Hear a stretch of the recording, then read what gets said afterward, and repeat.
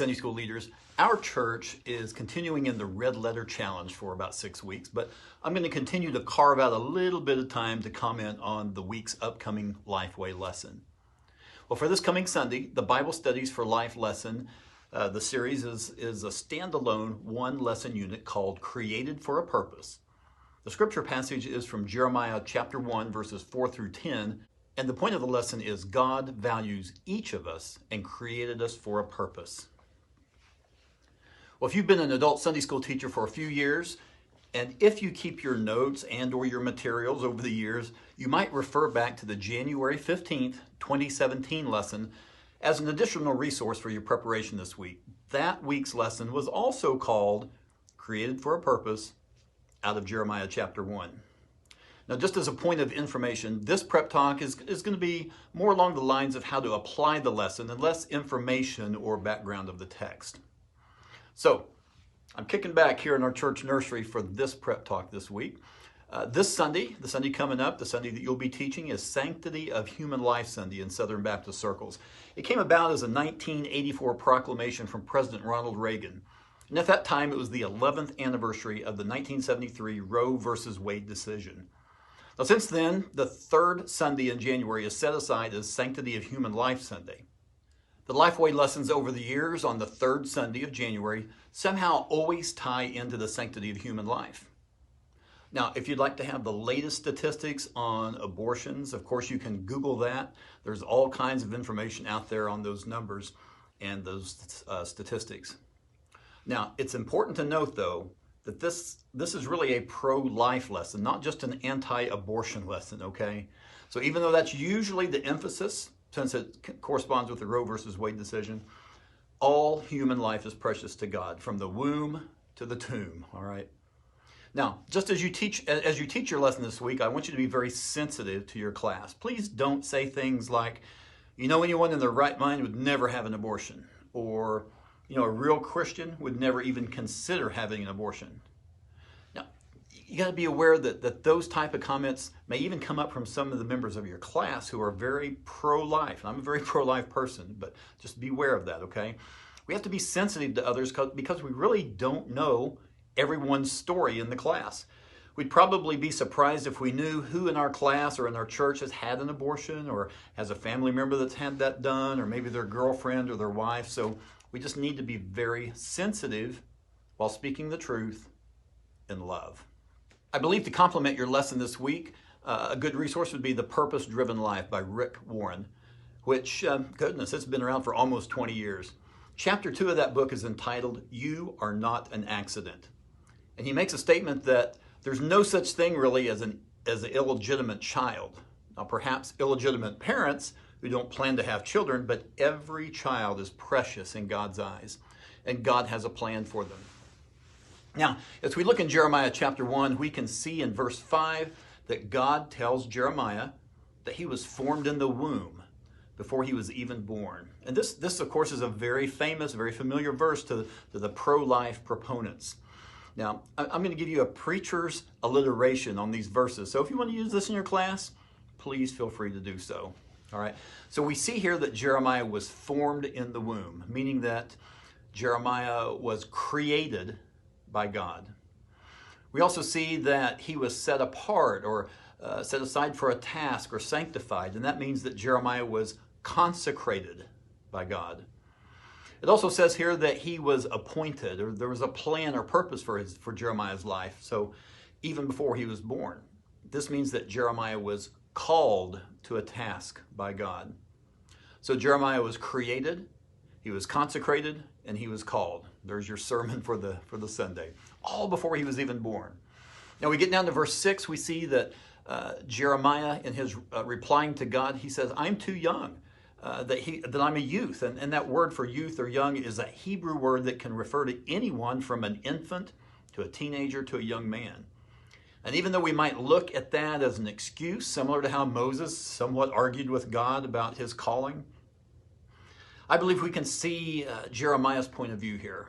God says he's got a plan for him to be a prophet to the nations, and Jeremiah replies, I'm too young, I'm inexperienced. But God doesn't look for our ability. What does he look for? our availability.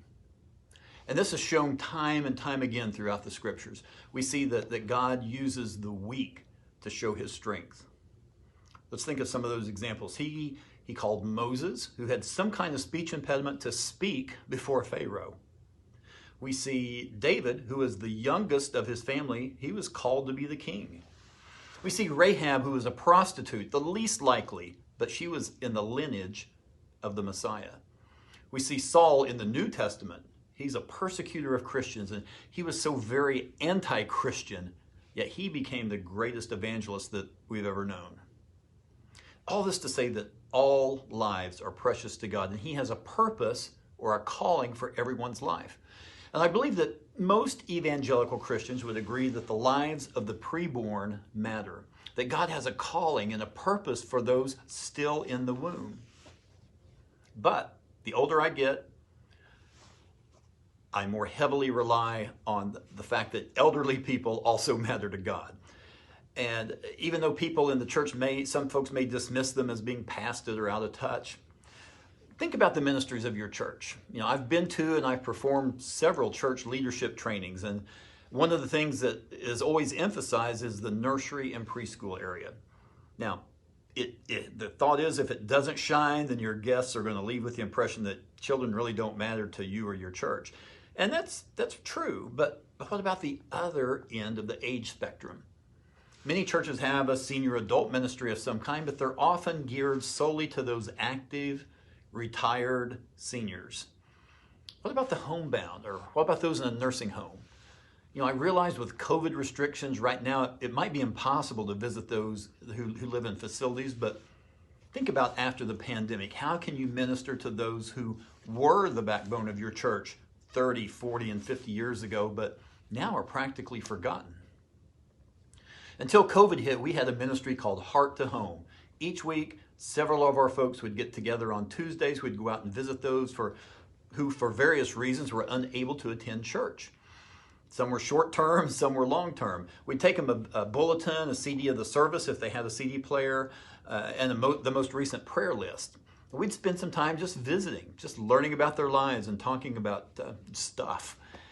Now, for our folks, both the visitors and the recipients, it was the highlight of their week. Now, as you think about your lesson this week, if you're feeling brave, if you have a class that likes to discuss, perhaps a couple of the following topics you could bring up for discussion. And even if you don't, I'd suggest you at least thinking about these, because someone in your class may bring them up, so at least be prepared. All right. So here's a little case study. First Baptist Church of County Seat Town has a baby shower policy. And in it, it could be formal, written document, or maybe just understood, states that baby showers will not be given for unwed mothers. Because the thought is, we just don't do that. We don't want to condone and reward premarital sex. All right, so is that a good policy to have? Perhaps ask the class to list both the pros and the cons of having that type of policy. Now, I suggest that you think about the message that's being conveyed. Okay, we're not rewarding the unwed mother, we're supporting her. And isn't that what churches are supposed to do? That type of policy also tends to shun those who are choosing life over having an abortion. Would we rather the woman have an abortion so that no one knows and life just goes on? And if all lives are precious to God, then what about those criminals on death row? Now, I know you probably don't want to get into the death penalty argument, but that's a point that may come up, so they may bring that up. Well, all this to say, what will your students do with this lesson? Okay, support their local Christian pregnancy resource center, or maybe even volunteer at it? Or maybe be less critical of that single mother who chooses to keep her baby instead of aborting it? Perhaps looking for ways to express your love and appreciation to the elderly in your church who may be all but forgotten. Well, next week the literature takes us to a new unit on spiritual disciplines, and that's a good unit to start off the new year, I believe. The first lesson is going to be in 1 Timothy about the benefits of spiritual disciplines. So, what do we say every week? Don't forget to pray for your class. All right, hope you guys have a great week. Thanks for watching.